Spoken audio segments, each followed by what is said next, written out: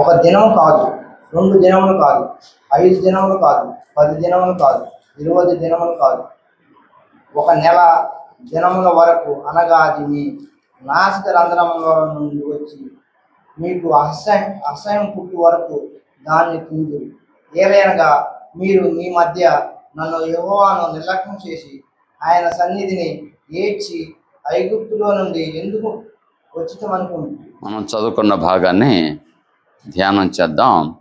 మన మధ్యలో ఉన్న సహోదరులు భాస్కర్ రావు గారు వచ్చి దేవుని వాక్యం అందిస్తారు. శ్రద్ధగా వినాలని మనవి చేస్తున్నాను. ఇప్పుడు చదువుకున్న వాక్య భాగాన్ని 20వ వచనాన్ని మరలా ఒక్కసారి చదువుకుందాం. చదవండి. 1 నెల దినముల వరకు, అనగా మీ నాసిక రంధ్రముల నుండి వచ్చి మీకు అసహ్యం పుట్టు వరకు దాన్ని తిందురు. ఏలయనగా మీరు మీ మధ్యనున్న యెహోవాను నిర్లక్ష్యం చేసి ఆయన సన్నిధిని ఏడ్చి ఐగుప్తులో నుండి ఎందుకు వచ్చితమనుకుంటున్నారు. చదివిన వాక్య భాగంలో ఇశ్రాయేలీలు కనాను దేశం ప్రయాణం అవుతున్న సందర్భంలో మధ్యలో దేవుడు ఏర్పాటు చేసిన మన్నా అనే ఆహారము తిని తిని వారికి విసుకొచ్చిందనమాట. విసుకొచ్చి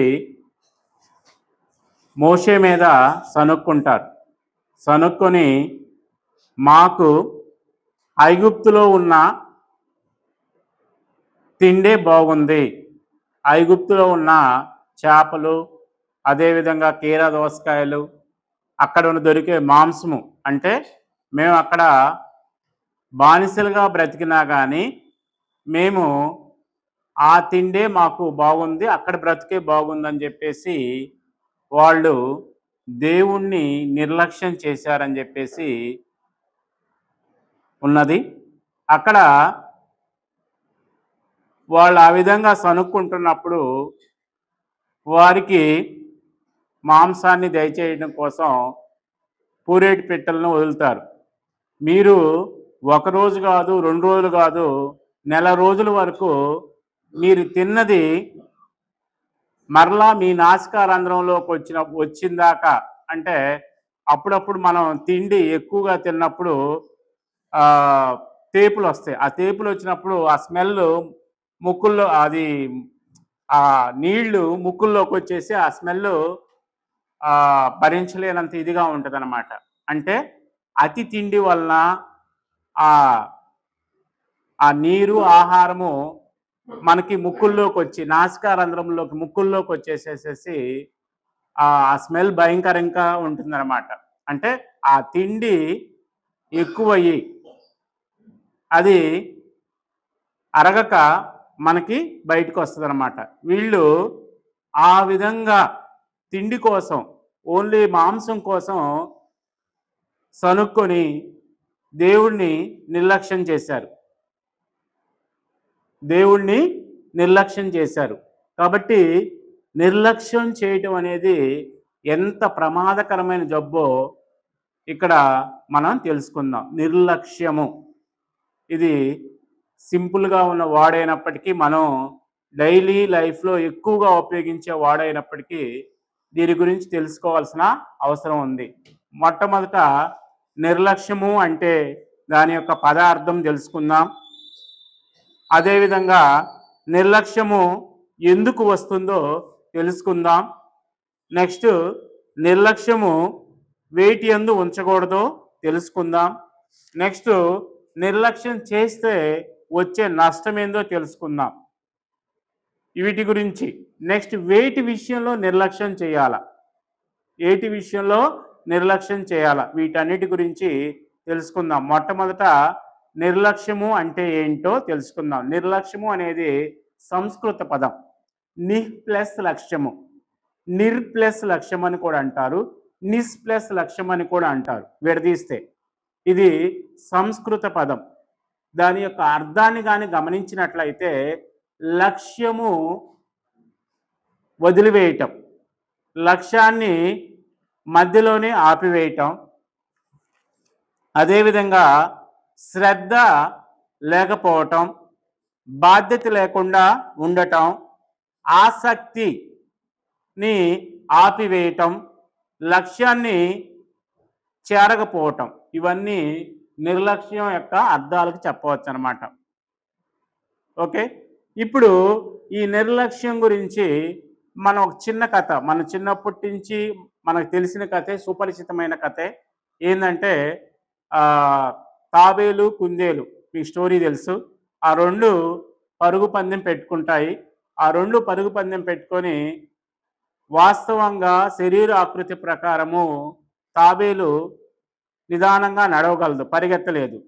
కుందేలు వడిగా పరిగెత్తగలదు. ఈ రెండు పోటీ పెట్టుకొని నడుస్తున్నప్పుడు ఈ కుందేలు ముందుకెళ్ళిపోతుంది. ఇంకా కొద్ది సెకండ్లలో గమ్యాన్ని చేరాలా. ఆ గమ్యాన్ని చేరే సందర్భంలో కుందేలు వెనక్కి తిరిగి ఒకసారి చూసుకుంటుంది. వెనక తాబేలు ఎక్కడో ఉండి వస్తుంటుంది అన్నమాట. అప్పుడు తనలో ఏమనుకుంటుందంటే అదే నిర్లక్ష్యం అనమాట. అదే వచ్చేది ఎప్పుడుకో, నన్ను ఓడిచ్చేది ఎప్పుడుకో అని చెప్పేసి ఆలోచించి అక్కడే రెస్ట్ తీసుకొని ఉండిపోయిద్ది. చివరికి మన తాబేలు నిదానంగా తన ప్రయత్నాన్ని ఆపకుండా వచ్చేసేసి చివరికి లక్ష్యాన్ని చేరుకుంటుంది. కుందేలు ఓడిపోతుంది అన్నమాట.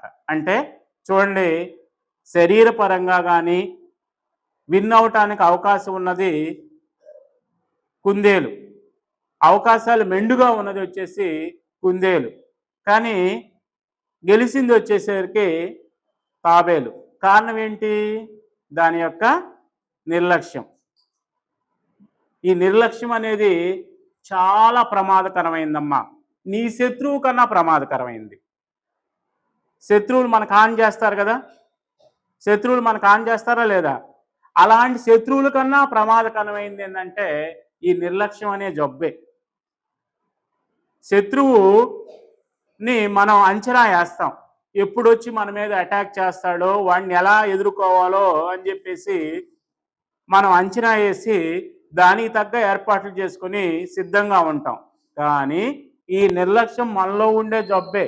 ఈ జబ్బు మనల్ని ఏం చేస్తుందంటే, మనం ఎంత ప్రతిభావంతులమైనప్పటికీ, మనం ఎంత శూరులము వీరులమైనప్పటికీ ఒక్కొక్కసారి మనల్ని పతనానికి దగ్గరగా చేస్తుందన్నమాట. కాబట్టి నిర్లక్ష్యము శత్రువు కన్నా ప్రమాదకరమైనది. మనం డైలీ లైఫ్లో కూడా మన తల్లిదండ్రులు అంటుంటారు, పిల్లలను ఉద్దేశించి, మా టీచర్స్ కూడా అంటుంటారు. ఏమని అంటే, వీడు మొదటి వరకు లాస్ట్ వరకు బాగా చదివాడు, ఆ లాస్ట్ 1 month 2 monthsలో వీడికి నేను బాగా చదువుతానని చెప్పేసి ఒక ధీమా అనేది ఏర్పడింది, నిర్లక్ష్యం ఏర్పడింది. అందువల్ల లాస్ట్లో రిజల్ట్ విషయంలో తారుమారైంది అని చెప్పేసి అంటుంటాం. అంటే ఈ నిర్లక్ష్యం అనేది ఒక్కొక్కసారి మనం చేరుకోవలసిన గమ్యాన్ని కూడా, లక్ష్యాన్ని కూడా చేరుకోకుండా చేస్తుంది. అంత ప్రమాదకరం ఈ నిర్లక్ష్యము. ఒక డాక్టరు గాని ఉన్నట్లయితే ఒక నిండు ప్రాణం పోతుంది. అదేవిధంగా ఒక ఇంజనీర్కి కానీ నిర్లక్ష్యం ఉన్నట్లయితే ఒక కట్టడం లేకపోతే ఒక బిల్డింగు పడిపోతుంది. ఒక టీచర్కి ఉన్నట్లయితే ఒక సమాజం దెబ్బతింటుంది. ఒక కుటుంబ పెద్దకు ఉన్నట్లయితే కుటుంబం పతనం అవుతుంది. కాబట్టి ఈ నిర్లక్ష్యం అనేది చాలా ప్రమాదకరమైనది. ఒక బోధకుడు దాన్ని నిర్లక్ష్యంగా ఉన్నట్లయితే క్రైస్తవ సమాజమే దెబ్బతింటుంది. ఎందుకంటే అతను బోధ విషయంలో ఏదైనా ఒకటే, కొంచెం తేడానే కదా అని చెప్పేసి నిర్లక్ష్యంగాని కలిగి ఉన్నట్లయితే ఈరోజు మనం ఇన్ని డినామినేషన్స్ చూస్తున్నాం. అంటే బోధకుల్లో ఉండే నిర్లక్ష్యము, గ్రంథంలో రాయబడిన విషయాన్ని వివరించడంలో, గ్రంథంలో రాయబడిన విషయాన్ని చెప్పటంలో, ప్రజలకు అందించడంలో బోధకులు చూపించిన నిర్లక్ష్యమే ఈరోజు ఇన్ని క్రైస్తవ మత శాఖలు ఆరంభం అవటానికి కారణమైందనమాట. కాబట్టి నిర్లక్ష్యం అంత ప్రమాదకరమైంది. అసలు నిర్లక్ష్యం ఎందుకు వస్తుంది అనేది గ్రంథపరంగా చూద్దాం.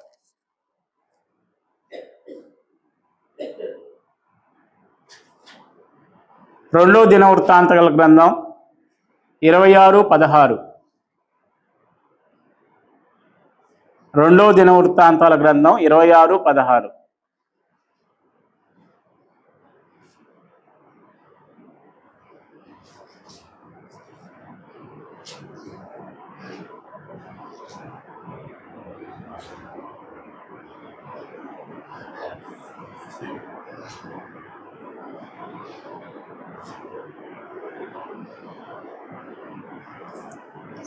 రెండో దినవృత్తాల గ్రంథం 26:16. అయితే అతడు స్థిరపడిన తర్వాత అతడు మనసును గర్వించి చెడిపోయాడు. ఇక్కడ మనకి ఉజ్జియా గురించి చెప్తున్నారు. ఇతను స్థిరపడిన తర్వాత మనసును గర్వించి చెడిపోయాడు. స్థిరపడిన తర్వాత నిర్లక్ష్యం వచ్చేస్తుంది. ఇందాక మనం చదువుకున్న కథలో కూడా కుందేలు స్థిరంగా వచ్చేసింది. ఇంకా దానికి స్థిరత్వం, ఇంక నేను గెలుస్తాను అని చెప్పేసి ధీమా ఏర్పడిన తర్వాత నిర్లక్ష్యం ఏర్పడింది. అలానే ఇక్కడ ఇతను దేవుణ్ణి ఆశ్రయించి దేవుడి వల్ల ఎన్నో విజయాలు పొందాడు. చివరికి తన మనసును గర్వించి ఇశ్రాయేలీయుల రాజుల్లో ఇతను ఒక చెడ్డ రాజుగా పేరు తెచ్చుకున్నాడు అనమాట. కాబట్టి స్థిరపడిన తర్వాత మన మనసున నిర్లక్ష్య భావం అనేది ఏర్పడుతుంది. అది ఏర్పడకూడదు. ఇంకా గర్వించిన తర్వాత మన మనసుకి ఎప్పుడైతే గర్వం ఏర్పడుతుందో, నేను ఇది చేయగలను అనే నమ్మకం ఉంటాం, అది ఆత్మవిశ్వాసం దృఢంగా ఉంటాం. కానీ నేనే చేయగలను అనే అతి విశ్వాసం ఉండటం అది ప్రమాదకరం. నాకు మించి ఇంకెవరు లేరు అని చెప్పేసి ఉండకూడదనమాట. అలాంటి ఓవర్ కాన్ఫిడెన్స్ ఉండటం వల్ల కూడా నిర్లక్ష్యం వస్తుంది. అలాంటి ఓవర్ కాన్ఫిడెన్స్ ఉన్నట్లయితే నిర్లక్ష్యం ఏర్పడుతుంది. మనము ప్రమాదానికి గురి అవుతాం అన్నమాట. ఇంకా సిద్ధపాటు లేకపోవటం వల్ల కూడా మనకి నిర్లక్ష్యం వస్తుంది. ఇప్పుడు ఒక పని చేయాలంటే మనం అన్నీ సమకూర్చుకోవాలి. ఇప్పుడు నేనే వాక్యం ప్రిపేర్ అవుతున్నాను, ఆ వాక్యానికి సంబంధించి ఎక్కడెక్కడ రెఫరెన్స్లు ఉంటాయి. నేనే కాదు, ఎవరైనా కానీ నిజ జీవితంలో ఒక లెసన్ చెప్పడానికి ఒక టీచర్ సిద్ధపడుతున్నా కానీ ఆ టీచర్ ముందుగా అన్నీ సిద్ధం చేసుకోవాలా. అంటే ఆ పాఠం ఒకసారి చదువుకోవాలా, ఆ పాఠానికి సంబంధించి ఎక్కడన్నా రిలేటెడ్గా ఏమన్నా అంశాలు చెప్పాలా పిల్లలు అర్థం కావటానికి అని అవి నోట్ చేసుకోవాలా. దానికి సంబంధించి ఏదైనా ఒక పరికరం TLM అది రెడీ చేసుకోవాలా. ఇవన్నీ రెడీ చేసుకున్నట్లయితే సిద్ధపాటు అంటారు దీన్ని అన్నిటిని. ఈ సిద్ధపాటు కానీ ఉన్నట్లయితే మనం ఖచ్చితంగా మనకు అప్పచెప్పిన పనిని విజయవంతంగా పూర్తి చేసుకుంటాం. కానీ ఈ సిద్ధపాటు లేకపోయిందనుకో ఒక రకమైన నిర్లక్ష్యం వస్తుందన్నమాట. దాన్ని కూడా చూద్దాం. మత్తయి 25:10 ఇక్కడ ఒక ఉపమానం చెప్పడం జరిగింది, అది చూద్దాం.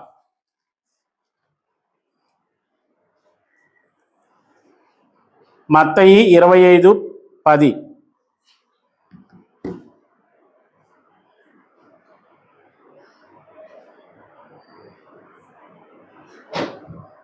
వారు కొనబోతుండగా పెళ్లి కుమారుడు వచ్చాడు. అప్పుడు సిద్ధపడి ఉన్నవారు అతనితో కూడా పెళ్లి విందుకు లోపలికి పోయారు. ఇక్కడ 10 మంది కన్యలు పరలోక రాజ్యము అనే పెళ్లి కుమారుని ఎదుర్కొనటానికి సిద్ధంగా ఉన్నారు. వారిలో 5 స్త్రీలు వచ్చేసి తమ దగ్గర ఉన్న దీపము, నూనె అన్నీ సిద్ధం చేసుకొని ఎదుర్కొనటానికి వెళ్ళి పెళ్లి కుమారుడు రావటం లేట్ అయ్యేసరికి వారు ఆ ద్వారం దగ్గర ఎదురు చూస్తున్నారు. మిగతా 5గురు ఏముందులే అని చెప్పేసి నిర్లక్ష్యంగా వ్యవహరించి అన్నీ సిద్ధం చేసుకోలేదు. అన్నీ సిద్ధం చేసుకోలేదు కాబట్టి వారికి కొంచెం సేపు అయిన తర్వాత ఆ నూనె అయిపోవటం జరుగుతుంది. ఆ నూనె అయిపోవటంగానే వాళ్ళని అడుగుతారు, మాకు కొంచెం ఇవ్వమంటే వీరు నిరాకరించడంతో వాళ్ళు నూనె తెచ్చుకోవటానికి 5గురు వెళ్ళిపోతారు. 5గురు వెళ్ళిపోవటం వల్ల ఆ పిలుపు వచ్చినప్పుడు ఈ సిద్ధపడిన 5గురు స్త్రీలు వచ్చేసేసి దేవుణ్ణి కుమారుని ఎదుర్కోవటానికి వెళుతారు. మిగతా వాళ్ళు వచ్చేసి అవకాశాన్ని కోల్పోతారనమాట. కాబట్టి సిద్ధపాటు లేకపోతే నిర్లక్ష్యం అనేది ఏర్పడుతుంది. సిద్ధపడిన ఉన్నవాడికి ఎప్పటికీ నిర్లక్ష్యం ఉండదండి. ఎందుకంటే వాడు అన్నీ రెడీ చేసుకుంటాడు కాబట్టి చివరి వరకు ఖచ్చితంగా వాడి ఆలోచన అతని ఆలోచన లక్ష్యం పైనే ఉంటుంది. ఎందుకంటే ప్రతిదీ కష్టపడి చేసుకున్నాడు. ఇప్పుడు ఎగ్జామ్కి సిద్ధపడ్డ విద్యార్థి నిర్లక్ష్యపడ్డు. ఎందుకంటే వాడు ఫస్ట్ చాప్టర్ కాడి నుంచి లాస్ట్ చాప్టర్ వరకు ప్రతిదీ చదివి ఉంటాడు కాబట్టి వాడు నిర్లక్ష్యానికి గురికాడు. ఆ కష్టం విలువ తనకు తెలుసు. ఆ సిద్ధపడటానికి తను ఎలాంటి ప్రయాసపడ్డాడో తెలుసు కాబట్టి ఆ నిర్లక్ష్య భావం తన మనసులో రానియడు. కాబట్టి ఖచ్చితంగా వాడు సక్సెస్ అవుతాడు. సిద్ధపాటు లేకపోతే మనకి నిర్లక్ష్యం వస్తుంది. అందుకని మనం ఏ పని చేస్తున్నా కానీ చివరికి ఆదివారం మందిరానికి వస్తున్నా కానీ సిద్ధపాటు కలిగి ఉండండి.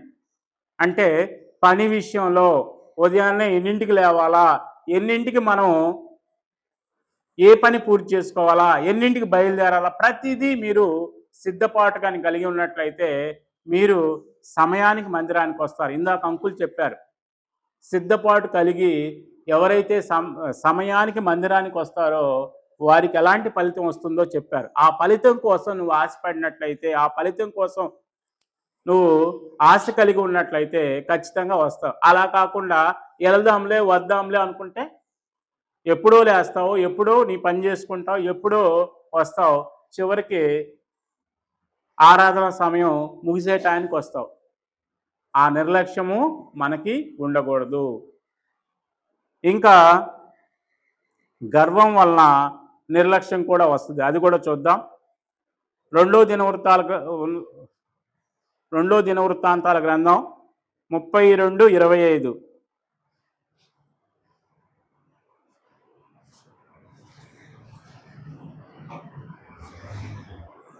రెండో దినవృత్తాంతాల గ్రంథం 32:25.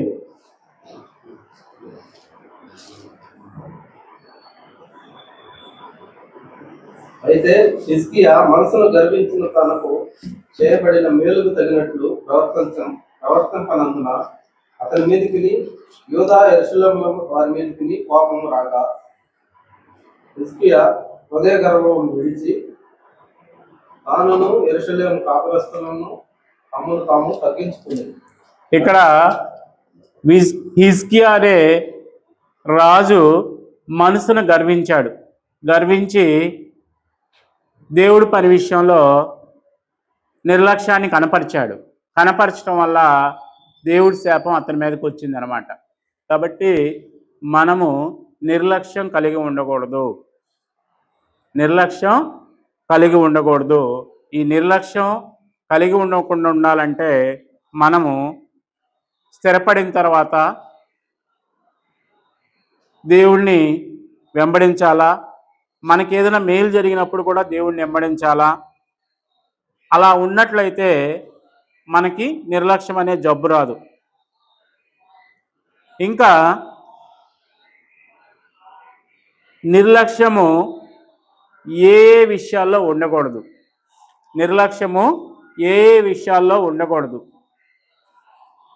సామెతలు 23:22. సామెతల గ్రంథం 23:22.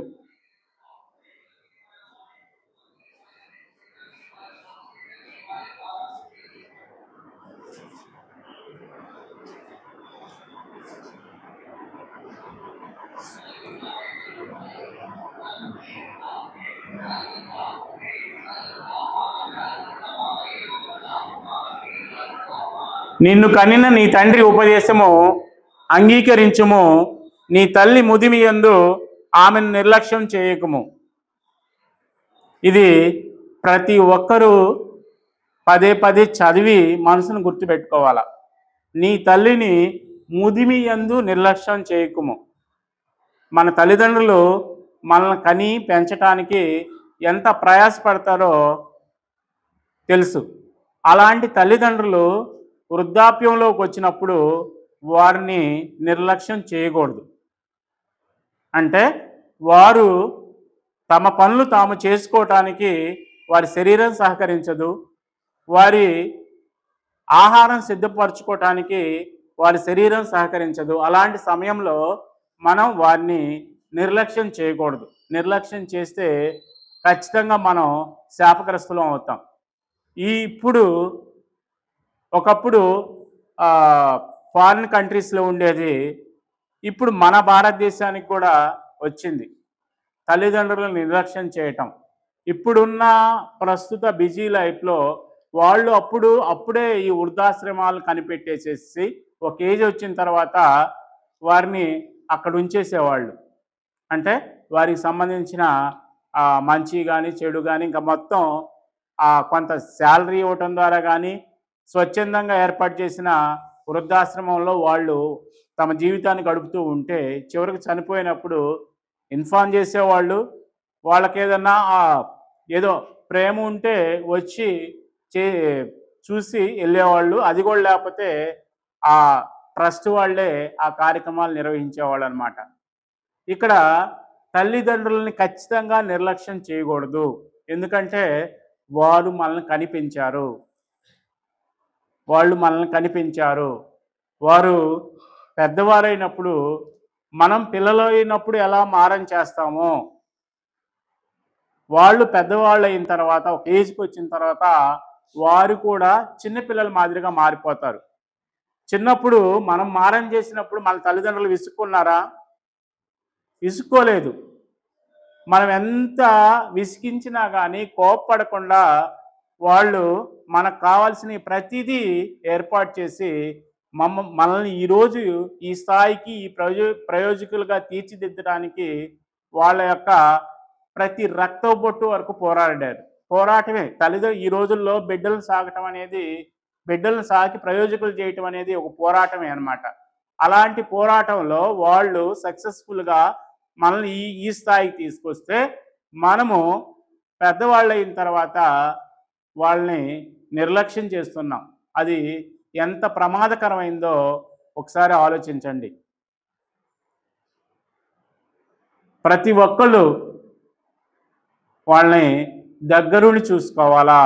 మనం ఎంత బిజీ లైఫ్లో ఉన్నా, ఎంత కోట్ల ఆస్తులు సంపాదిస్తున్నా కానీ వారి కోసం మన సమయాన్ని ఇచ్చించాలా. అలా ఇచ్చించి వారిని చూసుకోవాల్సిన బాధ్యత మనకి ఉంది. తల్లిదండ్రులను ఖచ్చితంగా నిర్లక్ష్యం చేయకూడదు. ఇంకా గమనించినట్లయితే మొదటి రాజుల గ్రంథం 12:8. మొదటి రాజుల గ్రంథం 12:8.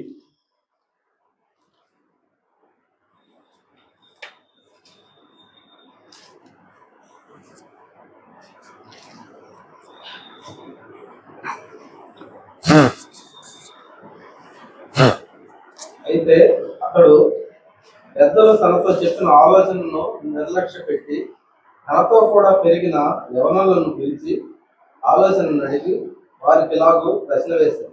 ఇక్కడ పెద్దలు చెప్పిన ఆలోచనను నిర్లక్ష్యం చేశారని ఉంది. ఇక్కడ సందర్భాన్ని పరిశీలించినట్లయితే యూదా రాజులు, ఇశ్రాయేలీ రాజులు మనకు తెలుసు.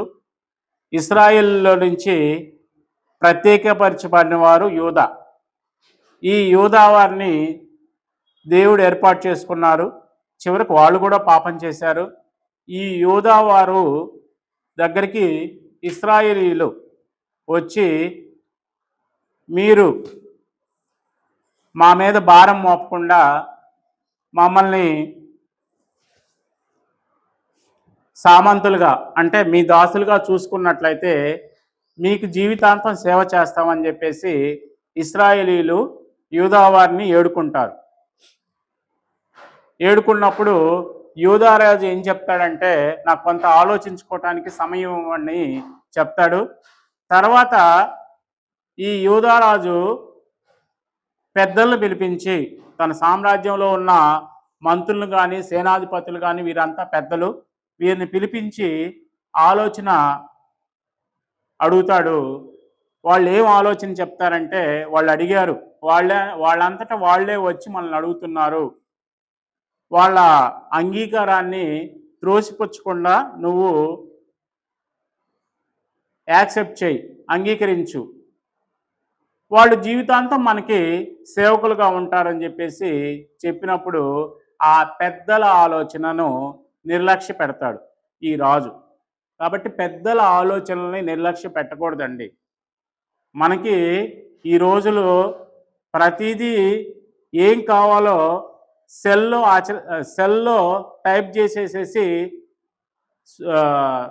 సలహా అడుగుతున్నాం. కానీ మన ఇంట్లో పెద్దవాళ్ళు కానీ ఉన్నట్లయితే మనకి ఏ సమస్య వచ్చినా కానీ వారి ఆలోచన కానీ పాటించినట్లయితే అది చాలా మనకి హెల్ప్ఫుల్ అవుద్ది.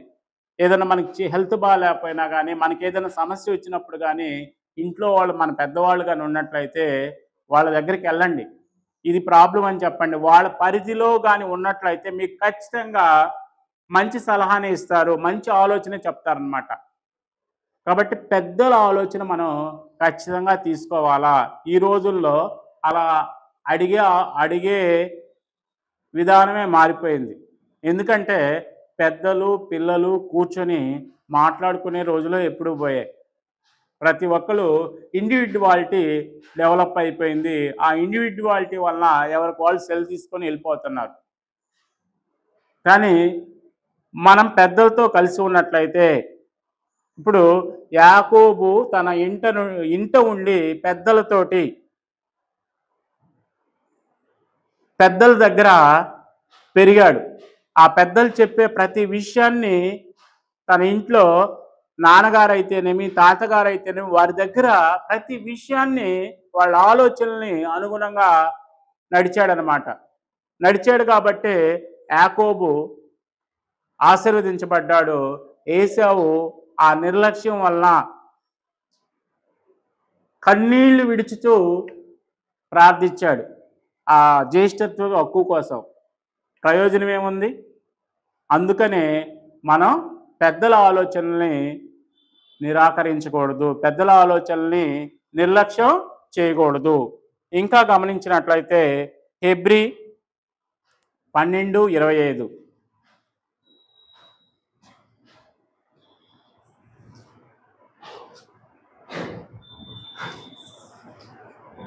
హెబ్రీ 12:25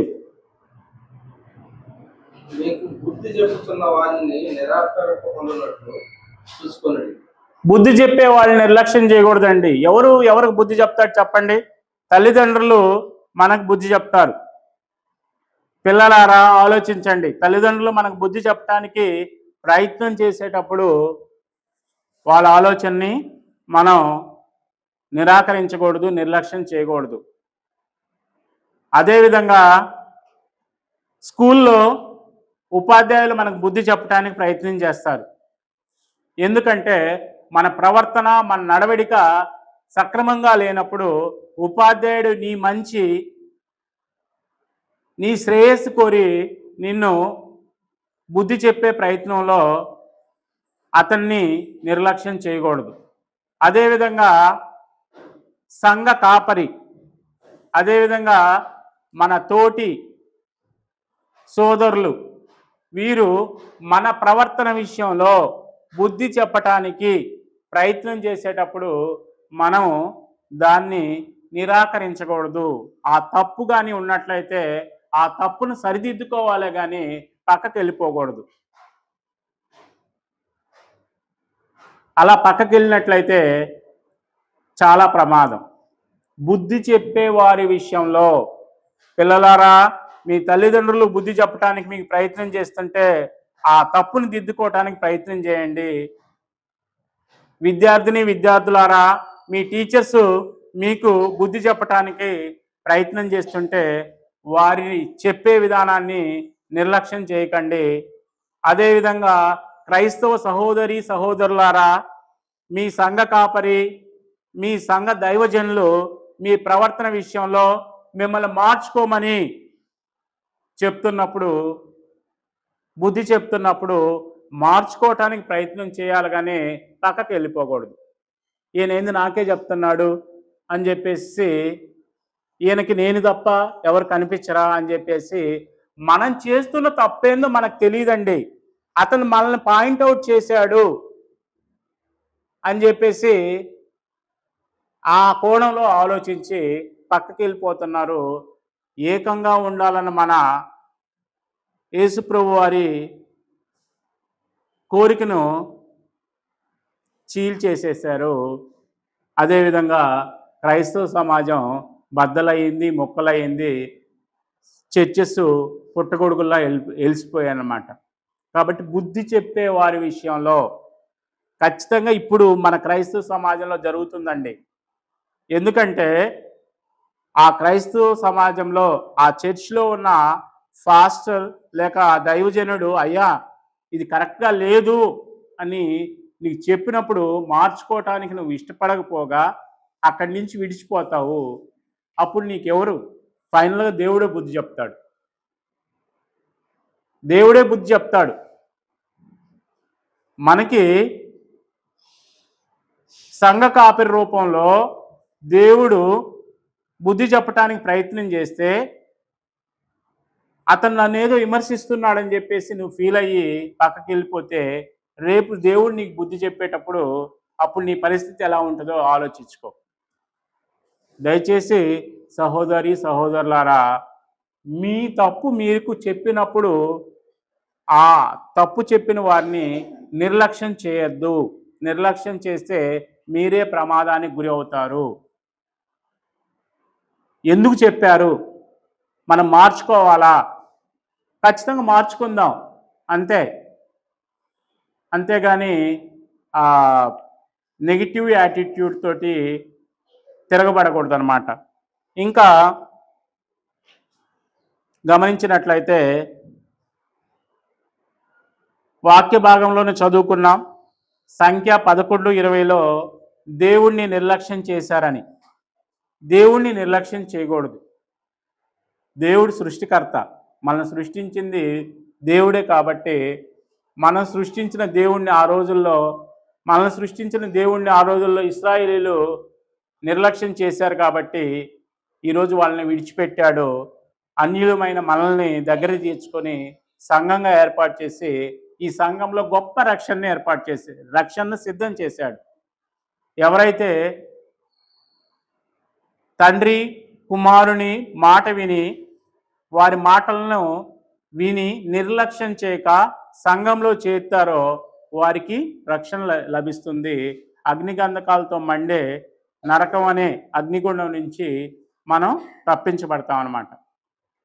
కాబట్టి దేవుణ్ణి కూడా మనం నిర్లక్ష్యం చేయకూడదు. ఇంకా గమనించినట్లయితే నెహెమ్యా 13:18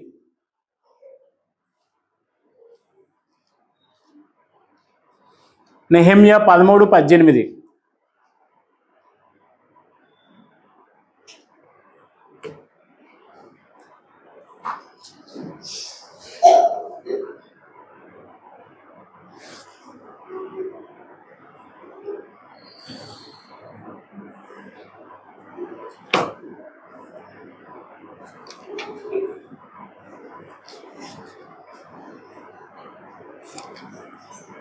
మీ పితరులు ఇట్లు చేసి దేవుని వద్ద నుండి మన మీదకిని ఈ పట్టణస్థుల మీదకి కీడు రప్పింపలేదా? అయితే మీరు విశ్రాంతి దినమును నిర్లక్ష్య పెట్టి ఇశ్రాయేలీయుల మీద కోపం మరి అధికంగా రప్పించున్నారని చెప్పితిని. ఈ విశ్రాంతి దినమును దేవుడు ఇశ్రాయేలీయుల కొరకు ఏర్పాటు చేశారు. అలాంటి విశ్రాంతి దినం అంటే మీరు 6 రోజులు పనిచేసి 7వ రోజు విశ్రాంతి తీసుకోవాలా. అలాంటి విశ్రాంతి దినాన్ని దేవుడు ఇశ్రాయేలీయుల కోసం ఏర్పాటు చేస్తే ఇశ్రాయేలీయులు ఏం చేశారంటే నిర్లక్ష్యం చేశారు. నిర్లక్ష్యం చేయటం అంటే ఆ రోజు చెప్పిన విధానాన్ని వాళ్ళు పాటించలేదు. విశ్రాంతి దినాన ఏం చేయకూడదని చెప్పాడు. ఏం చేయకూడదని చెప్తే మరి వీళ్ళు ఏ విధంగా నిర్లక్ష్యం చేశారో మన గ్రంథంలో చదివితే తెలుస్తుంది. ప్రతిదీ దేవునికి విరుద్ధంగా చేశారు. వీళ్ళు విశ్రాంతి దినాన్ని నిర్లక్ష్యం చేశారు. ఇప్పుడైతే మనకు ప్రభు దినం ఉంది. ప్రభు దినాన్ని నిర్లక్ష్యం చేయకూడదు. ప్రభు దినాన్ని నిర్లక్ష్యం చేయకూడదు. ఆదివారం అంటేనే ప్రతి ఒక్కళ్ళు సిద్ధపాటు కలిగి ఉండాలా. మనకి ఎంత సమయం అయితే చెప్తారో ఆ సమయానికి ప్రతి ఒక్కరూ రావటానికి ముందు రోజు నుంచే సిద్ధపాటు కలిగి ఉన్నట్లయితే ఆ నిర్లక్ష్య భావం మనకు రాదు. ఇప్పుడు ప్రస్తుతం మనం ప్రభు దినం గురించి నిర్లక్ష్యం చేయకూడదు. ప్రభు దినం గురించి నిర్లక్ష్యం చేయకూడదు. ఇంకా గ్రంథాన్ని పరిశీలించినట్లయితే యెషయా 5:24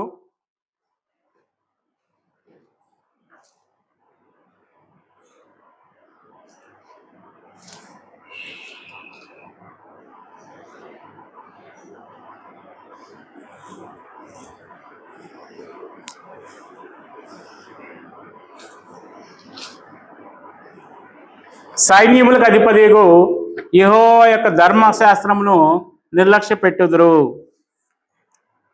ఇశ్రాయేలీలు వారికి ధర్మశాస్త్రం ఇచ్చాడు దేవుడు పాటించడానికి. అలాంటి ధర్మశాస్త్రాన్ని వీళ్ళు నిర్లక్ష్యం చేశారు. నిర్లక్ష్యం చేయటం వల్ల దేవుడి చేత వదిలిపెట్టబడ్డారు. ఇప్పుడు మనమైతే దేన్ని నిర్లక్ష్యం చేయకూడదంటే పరిశుద్ధ గ్రంథమే. పరిశుద్ధ గ్రంథాన్ని నిర్లక్ష్యం చేయకూడదు. పరిశుద్ధ గ్రంథాన్ని నిర్లక్ష్యం చేయకూడదంటే దానిలో ఏం చెప్పారో గ్రంథాన్ని జాగ్రత్త పెట్టుకోవటం కాదండి. దానిలో చెప్పిన ప్రతి విషయాన్ని జాగ్రత్తగా పరిశీలించి చదువుకొని దాని ప్రకారం మనం జీవించాలి. కాబట్టి ఇశ్రాయేలీలు ధర్మశాస్త్ర గ్రంథాన్ని నిర్లక్ష్యం చేశారు. మనమైతే పరిశుద్ధ గ్రంథాన్ని నిర్లక్ష్యం చేయకూడదు. గ్రంథాన్ని నిర్లక్ష్యం చేయటం అంటే దాని ప్రకారం ఫాలో అయిపోవటమే. గ్రంథం మనకేం చెప్పింది, గ్రంథంలో ఏముంది అది తెలుసుకోకపోవటమే నిర్లక్ష్యం చేయటం. ఇప్పుడు మనకు గ్రంథంలో సత్యము ఉన్నది. ఏంది? దేవుడు ఒక్కడే, కుమారుడు ఒక్కటే, సంఘం ఒక్కటే. అది తెలుసుకోకుండా మనం ఉన్నట్లయితే గ్రంథాన్ని నిర్లక్ష్యం చేసిన వాళ్ళం అవుతాం అన్నమాట. అపోస్తల కార్యాల గ్రంథంలో ఆ నపుంసకుడు ఏం చేశాడు? తనకు సత్యం తెలిసిన వెంటనే రథాన్ని అక్కడే ఆపించి, ఎక్కడైతే నీటి వనరు ఉన్నదో ఆ నీటి వనరులు లభ్యమయ్యే ప్రాంతంలో అక్కడ ఆపించి వెంటనే రక్షణ పొందాడు. సత్యం తెలుసుకున్న నీవు ఇంకా ఎలా ఉన్నావు? అది కాదు కానీ అని చెప్తున్నావు. చాలామంది క్రీస్తు సంఘంలోకి వస్తున్నారు, కానీ బాప్తిజం తీసుకోవటానికి ఎందుకు నిర్లక్ష్యం చేస్తున్నారు? వాళ్ళకి సత్యం తెలుసు, సత్యం తెలిసే ఇక్కడికి వస్తున్నారు. కానీ బాప్తిజం తీసుకోమంటే అది కాదు, ఇది కాదు కానీ అని చెప్పేసి నిర్లక్ష్యపు మాటలు మాట్లాడుతున్నారు. చూడండి, ఆ నపుంసకుడు సత్యం తెలుసుకున్నాడు. తెలుసుకున్న తర్వాత ఏమన్నా లేట్ చేశాడా? చేయలేదండి. చేయకుండానే ఆ దారిలోనే బహుశా ఇంట్లోకి వెళ్ళి తన ఇంట్లో వాళ్ళ వారికి, లేకపోతే ఒక అధికారి కదా, తన అధికారి అంటే తన కింద ఉన్న వాళ్ళకు కానీ తన పైన ఇంకొక అధికారి ఉంటాడు కదా, ఆ వాళ్ళకు కానీ చెప్పి పర్మిషన్ కోసం ఆగాడా? మరి మీరెందుకు ఆగుతున్నారు? మీరెందుకు రక్షణ గురించి ఎందుకు నిర్లక్ష్యం చేస్తున్నారు? సత్యం తెలియలేదా? తెలుసుకోండి. సత్యం తెలియలేదా? కానీ తెలుసుకున్న తర్వాత మాత్రం ఆగకండి. మంచి రోజు కోసం లేకపోతే అమావాస్యనో పౌర్ణమనో ఆలోచిస్తున్నట్లయితే మనకన్నా మూర్ఖులు ఇంకోళ్ళు ఉండరేమో. దయచేసి ఆ ఒక్క విషయాన్ని గమనించండి, నిర్లక్ష్యం చేయకండి. ఇంకా గమనించినట్లయితే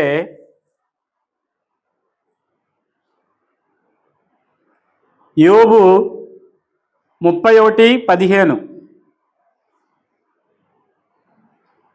యోబు 31:15.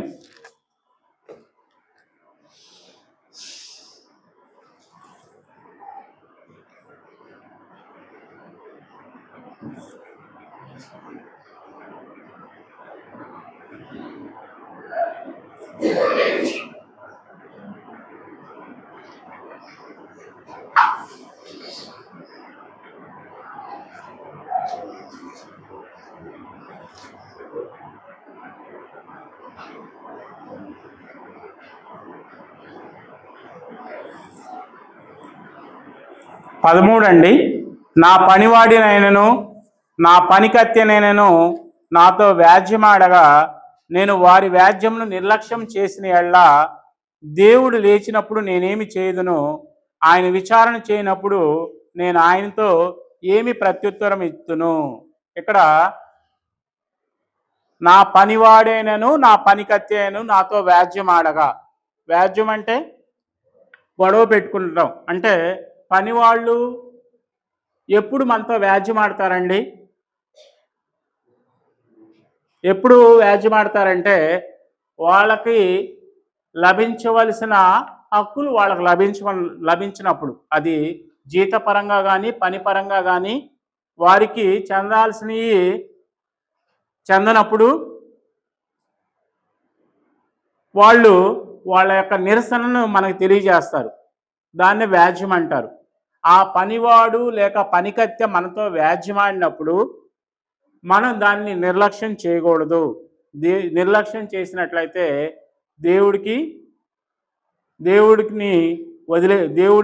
దేవుడితో సమాధానం లేని వాళ్ళం అవుతాం అన్నమాట.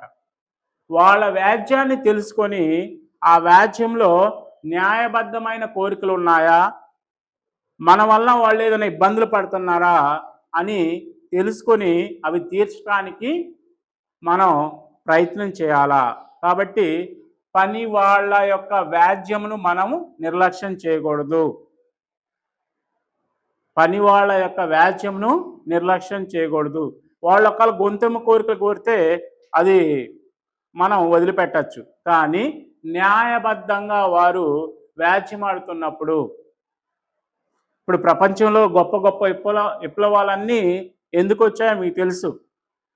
ఎందుకంటే వారి యొక్క హక్కులు వారి హక్కులకు వాళ్ళకి భంగం కలుగుతుంది. భంగం కలిగినప్పుడు వాళ్ళు ఎదురు తిరుగుతారు. ఎదురు తిరగటం వల్ల ఆ రెండు ప్రాంతాల వారికి లేకపోతే రెండు వర్గాల వారికి గొడవలు రేవటం జరుగుతుందన్నమాట. అలాంటి వ్యాజ్యం విషయంలో మనం నిర్లక్ష్యంగా ఉండకూడదు. ఇంకా గమనించినట్లయితే ఇది అన్నిటికన్నా ముఖ్యం. హెబ్రీ 2:3.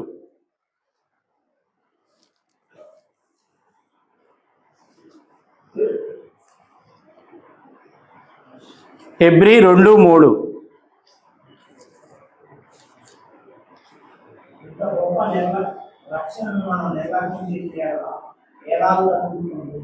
రక్షణ నిర్లక్ష్యం చేస్తున్నామండి. రక్షణ ఎక్కడుంది? రక్షణ ఎక్కడుంది? జనరల్గా మన రక్షణ ఎక్కడ ఉంటుందంటే గృహమే, మన ఇంట్లోనే మనకు రక్షణ ఉంటుంది. అదేవిధంగా మనకు పని చేసే చోట కూడా మనకు రక్షణ ఉంటుంది. బయటికి వెళ్ళినప్పుడు మనం జాగ్రత్తగా ఉండాలి. బయట నుంచి ప్రమాదాలు రాకుండా మనం జాగ్రత్తగా ఉండాలి. అప్పుడు మనం రక్షింపబడతాం. మనం రక్షణగా ఉండటానికి, సేఫ్గా ఉండటానికి మనం ఎక్కువగా ఆశ్రయించేది మన గృహాన్ని. మన గృహం అన్నిటి నుంచి మనల్ని రక్షింపజేస్తుంది. అదే ఆత్మీయంగా రక్షణ కావాలంటే నీ ఆత్మ నరకంలో పడకుండా ఉండాలంటే ఏ గృహంలో చేరాలా?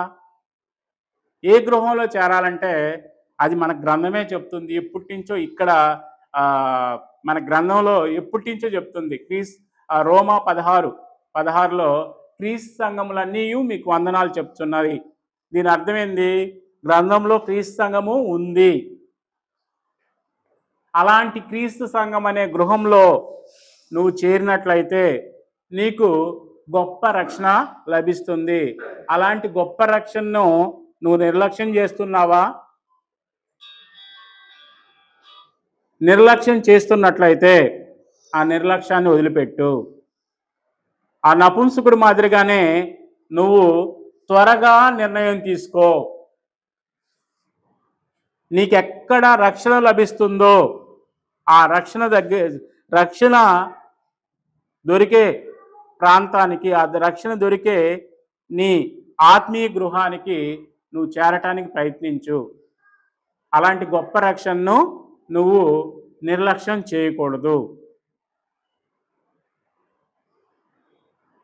ఇంకా గమనించినట్లయితే 1 తెస్సలోనికల పత్రిక 5:20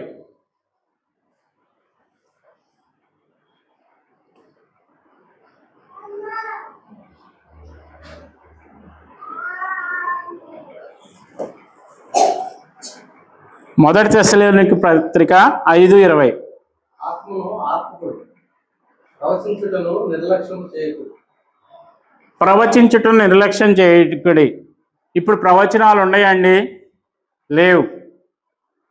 ధర్మశాస్త్రం నెరవేరిన తర్వాత, సంఘం ఏర్పడిన తర్వాత ప్రవచనాలు లేవు. ఇప్పుడు ప్రవచనాలు ఎవరన్నా ప్రవచించినట్లయితే అవి ఖచ్చితంగా నిర్లక్ష్యం చేయాలి. అవి బైబిల్ ప్రకారం ప్రవచించినవి కాదు. అప్పట్లో ఉన్న యూదులను ఉద్దేశించి చెప్పిన మాటలు. ప్రవచనాలు నిర్లక్ష్యం చేయకుడి. ఎందుకంటే సంఘం వస్తుంది అని చెప్పేసి మన ప్రవక్తలు కానీ శిష్యులు కానీ ప్రవచించారు కాబట్టి ఆ ప్రవచనాల ప్రకారము నిర్లక్ష్యం చేయకూడదని చెప్తున్నారు. ఇప్పుడు వచ్చేసి బోధన నిర్లక్ష్యం చేయకూడదు. గ్రంథం ఏం చెప్పిందో ఆ బోధన నిర్లక్ష్యం చేయకూడదు. అప్పుడైతే ప్రవచనాలు నిర్లక్ష్యం చేయకూడదు. ఇప్పుడైతే గ్రంథం చెప్పిన బోధను నిర్లక్ష్యం చేయకూడదు. అది మనం ఏటి యందు నిర్లక్ష్యం చూపకూడదో మళ్ళా ఒకసారి చూద్దామమ్మా. తల్లిదండ్రులని నిర్లక్ష్యం చేయకూడదు. దేవుణ్ణి నిర్లక్ష్యం చేయకూడదు. ఇశ్రాయేలీలు విశ్రాంతి దినాన్ని నిర్లక్ష్యం చేశారు కాబట్టి మనం ప్రభువు దినాన్ని నిర్లక్ష్యం చేయకూడదు. ఇశ్రాయేలీలు ధర్మశాస్త్రాన్ని నిర్లక్ష్యం చేశారు కాబట్టి మనం పరిశుద్ధ గ్రంథాన్ని నిర్లక్ష్యం చేయకూడదు. పనివాడి వ్యాజ్యాన్ని నిర్లక్ష్యం చేయకూడదు. పెద్దల ఆలోచన చెప్పినట్లయితే పెద్దల ఆలోచనని నిర్లక్ష్యం చేయకూడదు. అన్నిటికంటే మించింది రక్షణ నిర్లక్ష్యం చేయకూడదు. దేనికోసం మనం సంఘానికి వస్తున్నామంటే రక్షణ కోసమే కదా. ఆ రక్షణను నిర్లక్ష్యం చేయకూడదు. ఇంకా గమనించినట్లయితే నిర్లక్ష్యం చేస్తే వచ్చే నష్టము ఏంటి? నిర్లక్ష్యం చేస్తే వచ్చే నష్టం ఏంటి? ఇందాక చెప్పుకున్నాం తల్లిదండ్రులని నిర్లక్ష్యం చేయకూడదని. తల్లిదండ్రులు నిర్లక్ష్యం చేస్తే ఖచ్చితంగా శాపగ్రస్తులు అవుతారు. అది కూడా చూద్దాం. ద్వితీయోపదేశ కాండం 27:16.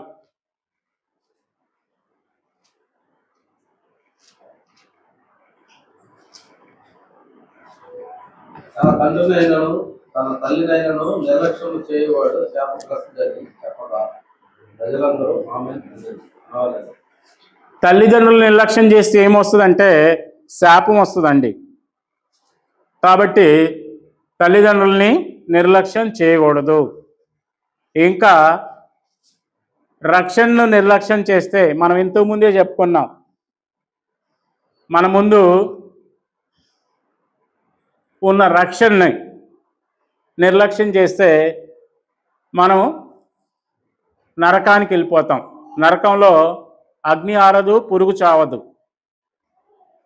అలాంటి నరకం ఎలా ఉంటుందో మనకి లాజరు విషయంలో చూసాం.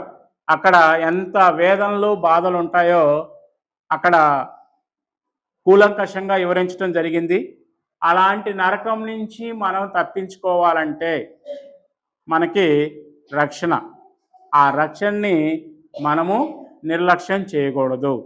రక్షణని నిర్లక్ష్యం చేయకూడదు. ఇంకా మనం హిజ్కియా విషయంలో కానీ ఉజ్జియా విషయంలో కానీ వాళ్ళు దేవుని విషయంలో నిర్లక్ష్యం చేశారు కాబట్టి దేవుని కోపానికి దేవుని ఉగ్రతకి బలి అయ్యారు. ఇశ్రాయేలీలైతే అసలు దేవుని ప్రజగా ఉండకుండానే కొట్టివేయబడ్డారు. ఇవన్నీ నిర్లక్ష్యం వలన వచ్చే నష్టాలు. దేన్ని నిర్లక్ష్యం చేయాలంటే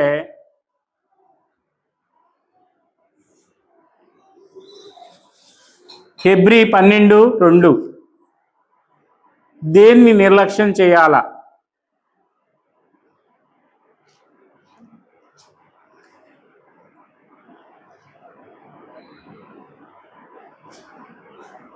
హెబ్రీ 12:2 మనం కూడా ప్రతి వారం సులువుగా తీసుకుని పాపను విడిచిపెట్టి విశ్వాసం కర్త దాన్ని కొనసాగించేవాడనైనా యేసు వైపు చూస్తూ మన ఎదుట ఉంచబడిన పరిమాణంలో ఓపికతో ఆయన తన ఎదుట ఉంచబడిన ఆనందం కొరకై అవమానాలను నిర్లక్ష్యపెట్టి సులువును సహించి దేవుని సింహాసనం యొక్క సులువాసన ఆశీర్వదై ఉన్నాడు. అంటే మన కుమారుని ఎదుట ఉంచబడిన ఆనందం కొరకు మనకేదైనా అవమానం కానీ వచ్చినట్లయితే ఆ అవమానాన్ని నిర్లక్ష్యం చేయాలి. అంటే ఆ అవమానాన్ని దృష్టిలో ఉంచుకొని మనం బాధపడుతూ భయపడుతూ ఉండే కన్నా దాన్ని వదిలిపెట్టేయాలి. నిర్లక్ష్యం చేయటం అంటే వదిలిపెట్టేయాలి. అలాంటి అవమానాలు మనకి ఈ క్రీస్తు సంఘ సువార్త మార్గంలో ఎదురైనట్లయితే ఖచ్చితంగా అలాంటి అవమానాలని మనం వదిలివేయాలా. నిర్లక్ష్యం చేసేవారి గురించి గ్రంథం ఒక మాట చెప్తుంది. అది కూడా చూద్దాం. మొదటి సమూయేలు గ్రంథం 10:27. మొదటి సమూయేలు గ్రంథం 10:27.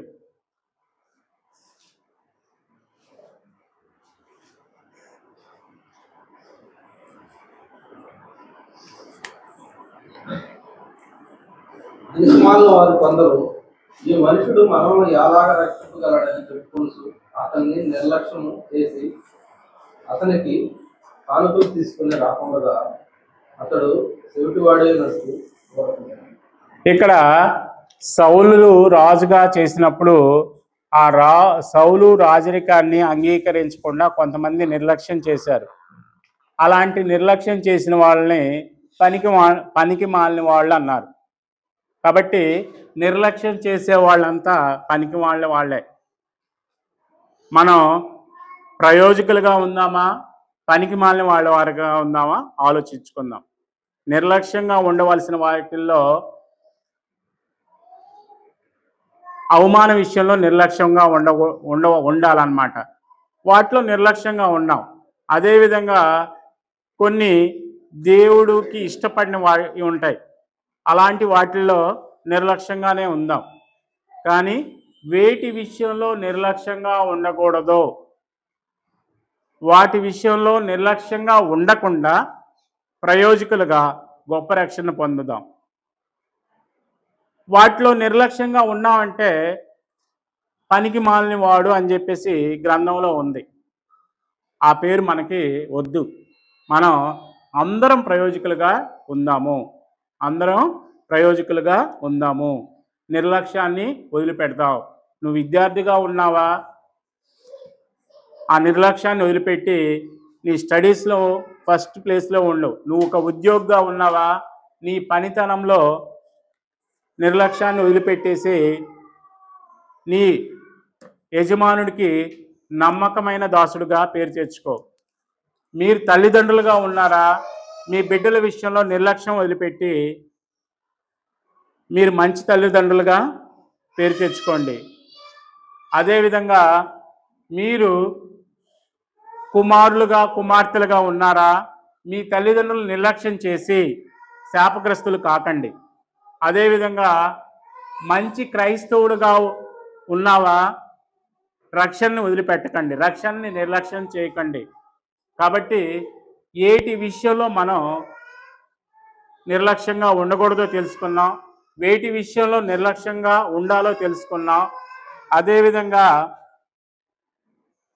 నిర్లక్ష్యం దేని వలన వస్తుందో కూడా తెలుసుకున్నాం, నిర్లక్ష్యం యొక్క అర్థం తెలుసుకున్నాం. ఇన్ని తెలిసిన తర్వాత ప్రతి ఒక్కళ్ళు ప్రభు దినమందు అదేవిధంగా పరిశుద్ధ గ్రంథం అందు నిర్లక్ష్యంగా ఉండకుండా సత్యాన్ని తెలుసుకోవటానికి ప్రయత్నం చేద్దాం. ఆ సత్య ప్రకారం జీవిద్దాం, గొప్ప రక్షణను పొందండి. ఇంకా నిర్లక్ష్యంగా ఉండకండి. మీ సమస్యలు ఎన్నున్నా కానీ ఆ సమస్యల గురించి ఆలోచించకుండా వెంటనే మీరు సంఘంలో చేరటానికి నిర్లక్ష్యం చేయకండి. అలా చేసినట్లయితే ఎప్పుడు వస్తారు మన ప్రభువారు, ఎప్పుడు వస్తారో అప్పటికి నువ్వు సిద్ధంగా లేకపోతే 5గురు బుద్ధి లేని కన్యల మాదిరిగే నువ్వు కూడా రక్షణను మిస్ చేసుకుంటావు. 5గురు బుద్ధి లేని కన్యలు సిద్ధపడకుండా నిర్లక్ష్యం చేసి రక్షణ మిస్ చేసుకున్నారు. అదేవిధంగా నువ్వు కూడా అలా ఉన్నట్లయితే నీకున్న సమస్యలు, నీకున్న అవరోధాలు ఎప్పుడు ఉండేవి. ఆ అవరోధాల గురించి ఆలోచించుకుంటూ అవరోధాల గురించి మనం ఇలాంటి గొప్ప రక్షణని నిర్లక్ష్యం చేయకూడదు. అలా ప్రతి ఒక్కరు ఆలోచించాలా. పెద్దల ఆలోచనని, పెద్దలు మనకేం చెప్పారు, అలాంటి పెద్దల ఆలోచనని నిర్లక్ష్య పెట్టకుండా ప్రతి ఒక్కరూ గొప్ప రక్షణ గురించి ఆలోచిస్తూ రక్షణ కోసం సిద్ధపడాలని అందరినీ హెచ్చరిస్తూ నాకు ఇచ్చిన అవకాశాన్ని బట్టి సంఘానికి కృతజ్ఞతలు తెలియజేస్తూ ముగిస్తున్నాను. Thank you.